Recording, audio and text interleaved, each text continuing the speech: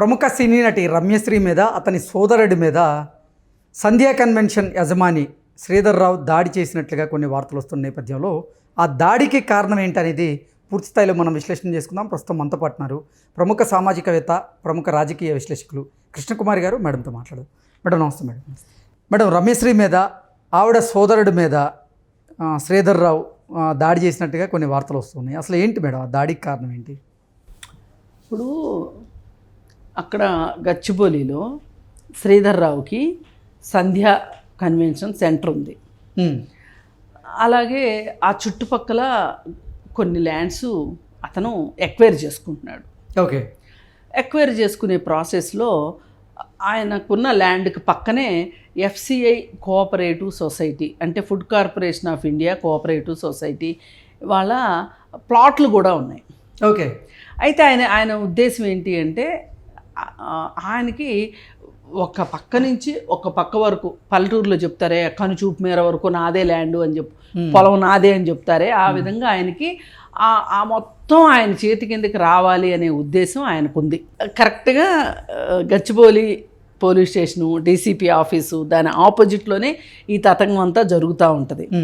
అయితే ఈ శ్రీధర్రావు అనే సన్నాల శ్రీధర్రావు అనే సంధ్యా కన్వెన్షన్ ఓనర్ ఎవరైతే ఉన్నారో అతను ఒక మాదిరి భూబకాసురుడిలాగా తయారయ్యాడు. ఓకే. ఆకలి ఎక్కువ అంటారు. ఆకలి ఎక్కువైపోయింది, ఆకలి ఎక్కువైపోయి ఇప్పుడు వీళ్ళందరి దగ్గర ల్యాండ్స్ ఎక్వైరీ చేయాలని చెప్పి పెట్టుకుంటే ఇంకా చాలా చోట్ల అతను ఇలా భూ కబ్జాలు చేశాడు. అంటే భూ కబ్జా కూడా అంటే ఎట్లా చేస్తా అంటే చాలా వైట్ కలర్ భూ కబ్జా చేస్తాడు. మామూలుగా భూ కబ్జాలు అంటే మనం ఏమనుకుంటున్నాము, ఇదిగో ఇలా మీసాలు ఉండి కత్తిఘాట్లుండి ఓ లుంగి కట్టుకుని వచ్చి ఆక్రోడీలాగా వచ్చి భూములు ఆక్రమిస్తారు, ప్లాట్లు ఆక్రమిస్తారు అని అనుకుంటాం కదా. ఈయన అట్లా కాదు, ఈయనంతా వైట్ కాలర్ నేరం అనమాట. ఓకే. ఈ వైట్ కాలర్ నేరము ఈయన పోలీసుల్ని చేతిలో పెట్టుకుంటాడు, కోర్టులను చేతిలో పెట్టుకొని, అంటే ఇండైరెక్ట్గా వ్యవస్థల్ని మేనేజ్ చేసే తెలివితేటలు ఉన్నాయన్నమాట ఈ మనిషి దగ్గర. ఓకే. అయితే మొన్న TRS గవర్నమెంట్ ఉన్నప్పుడు హవా నడిచింది. మళ్ళీ పనిలో పనిగా గవర్నమెంట్ మారుతుందేమో అనే ఉద్దేశంతో మళ్ళీ కొత్త గవర్నమెంట్కి ఇతోధికంగా, అంటే రాబోయే గవర్నమెంట్లోనూ తనకు పనులు జరిగేటట్లు పావులు గదుపుకోవటం, ఇట్లాంటి తెలివితేటలన్నీ వచ్చు. అయితే ఈ వైట్ కాలర్ భూ కబ్జా ఎట్లా చేస్తాడంటే అతను మీ ల్యాండ్ ఉంది కదండి అమ్ముతారా అని అడుగుతాడు. అడిగి సరే వాళ్ళు కూడా సరేనండి అమ్ముతాము అన్న బేరం కుదిరింది అనుకోండి, వాళ్ళకి ఏం చేస్తాడంటే వైట్ అమౌంట్ ఫస్ట్ ట్రాన్స్ఫర్ చేసేస్తాడు. వైట్ అమౌంట్ ట్రాన్స్ఫర్ చేసేసి ఇవాళ ఒక రేటుకి మాట్లాడుకున్నాడు అనుకోండి, వైట్ అమౌంట్ ట్రాన్స్ఫర్ చేసేసిన తర్వాత దాదాపు వాళ్ళు అమ్మినట్టు ఈయన కొన్నట్లుగా క్రియేట్ చేసేసుకుంటాడు. వైట్ వేస్తాడు కాబట్టి. వేసి అగ్రిమెంట్లు ఏమి అక్కర్లేదండి, అసలు మీకు నాకు మధ్యలో అగ్రిమెంట్లు ఏంటండి అన్నట్టు మాట్లాడి వైట్ ట్రాన్స్ఫర్ చేస్తాడు. చేసేసి ఆ తర్వాత తను ఏ రేటుకైతే కొనాలని మనసులో అనుకుంటున్నాడో ఆ రేటు డబ్బులే ఇస్తాను, మీరు రిజిస్ట్రేషన్కి రండి అంటాడు. ఓకే. నోటి మాటలోనేమో ఎక్కువ రేటు చెప్తాడు,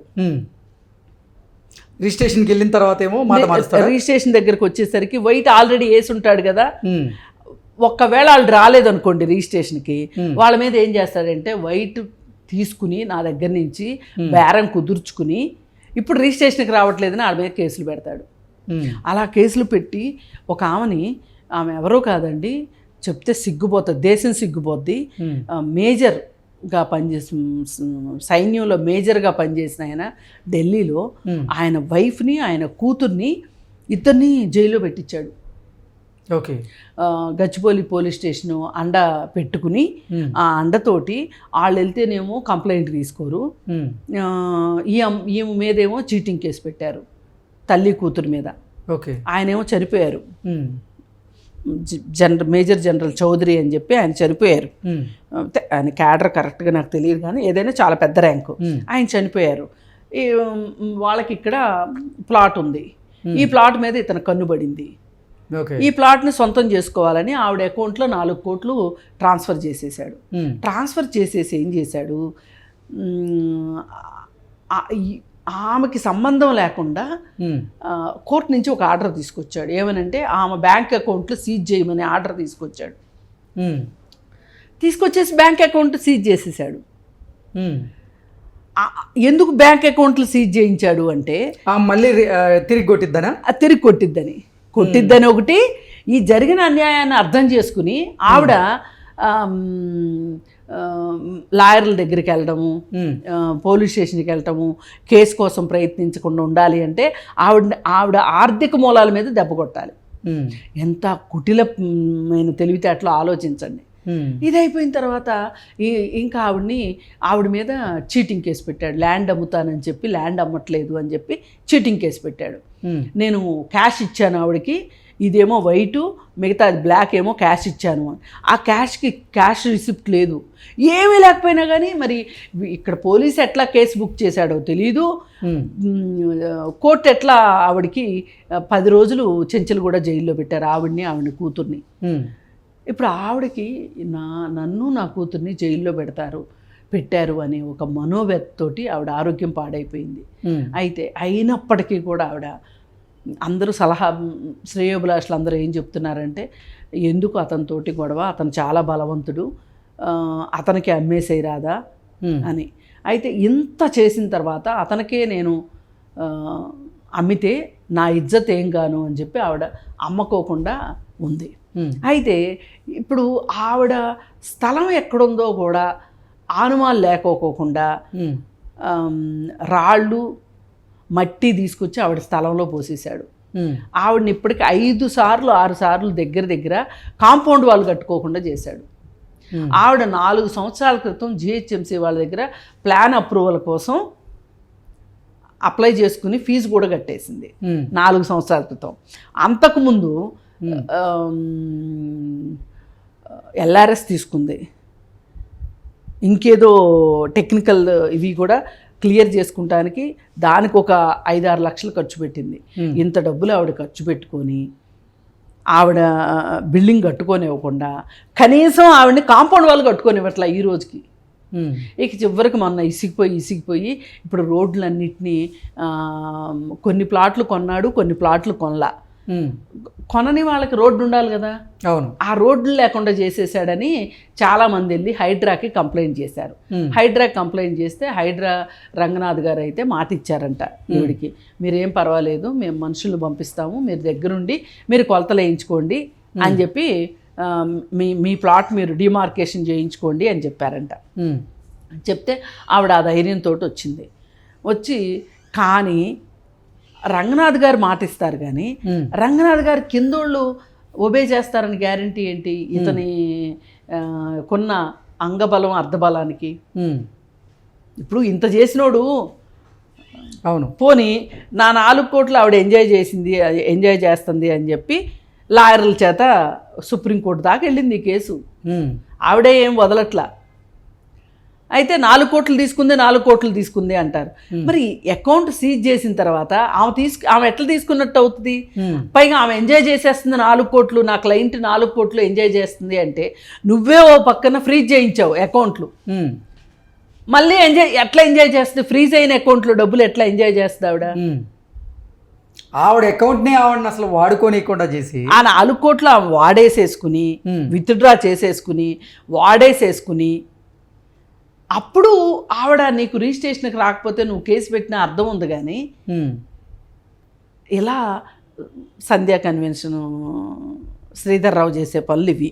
ఓకే, మరి రమ్యశ్రీ గారి మీద మరి సోదరుడి మీద ఎందుకు అసలు? ఇప్పుడు అదే లేఅవుట్లో ఆవిడకి కూడా ప్లాట్ ఉంది. ఓకే, అదే లేఅవుట్లో ప్లాట్ ఉంటే వాళ్ళు ఆ రోడ్లో వెళ్తుంటే అక్కడ చాలామంది మనుషులు ఉన్నారు ఏంటి అని చెప్పి వెళ్ళినట్టున్నారు. ఇప్పుడు ఈ హైడ్రా యాక్టివిటీస్ జరుగుతున్నాయి కదా, హైడ్రా వాళ్ళు వచ్చి కొలతలు వేస్తున్నట్టున్నారు. అక్కడ ఏదో సంథింగ్ యాక్టివిటీ కనిపించింది. వీళ్ళు వెళ్ళేసరికి అక్కడ బౌన్సర్లు ఉంటారు, ఎప్పుడు రౌడీలు ఉంటారు. ఓకే, ఆ సైట్లో ఎప్పుడు FCI లేఅవుట్లో మెయిన్. ఎందుకంటే ఇప్పుడు ప్లాట్ ఓనర్లు ఎవరన్నా వచ్చారనుకోండి వాళ్ళని బెదిరించడానికి ఇలా శ్రీధర్ రావే బౌన్సర్లను అక్కడ ఏర్పాటు చేసి వాళ్ళతోనే కొట్టిపించింది. శ్రీధర్ రావు ఎందుకు కొడతాడు? డైరెక్ట్ గా కొట్టిపిస్తాడు. ఓకే, అనుచరులతో దాడి చేయించాడు. అసలు మనకి మతిపోయే స్టోరీలు చాలా చలామణి అవుతున్నాయి అతని గురించి. శ్రీధర్రావుని ప్రశ్నించిందనే ఒకే ఒక్క కారణం చేత ఇప్పుడు రమ్యశ్రీ గారి మీద ఆవిడ సోదరుడి మీద దాడి చేయించారా? ఇప్పుడు వాళ్ళు అమ్మట్లేదు అతనికి.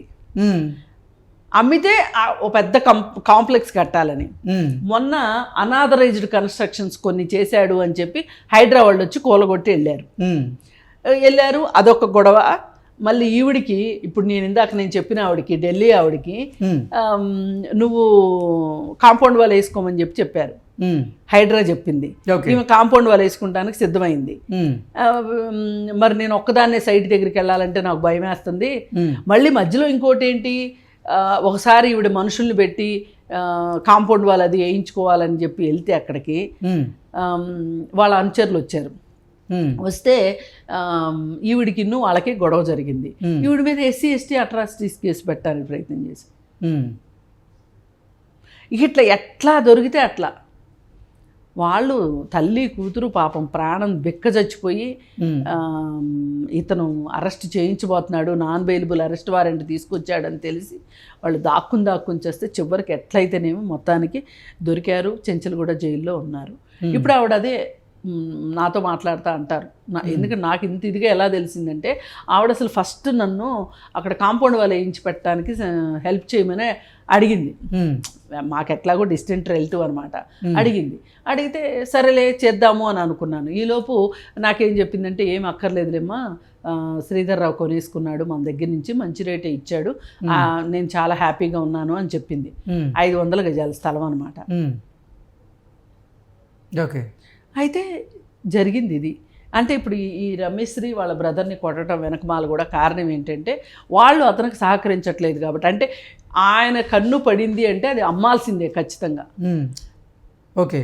అది అంతకుముందు కూడా అతని పైన కేసులు ఎన్ని కేసులు ఉన్నాయంటే, సాక్షాత్తు అతని అంగరక్షకుడు తనని లైంగిక వేధింపులు చేస్తున్నాడని చెప్పి అతను కేసు పెడితే జైలుకి వెళ్ళి వచ్చాడు. ఇట్లా ప్రతి చోట రాయదుర్గంలోనే ఒక పెద్ద కాంప్లెక్స్ కట్టాడు. కాంప్లెక్స్ కట్టి దానిలో కొనుక్కున్న వాళ్ళు ఉంటారు కదా, ఆ కొనుక్కున్న వాళ్ళకి ప్రవేశం లేకుండా చేశాడు. ఓకే. ఇలా చాలా ఉన్నాయి. భూ కబ్జాల గురించి చెప్పుకుంటూ వెళ్ళాలి, అతని అరాచకాలు చెప్పుకుంటూ పోవాలి అంటే చాలా ఉన్నాయి.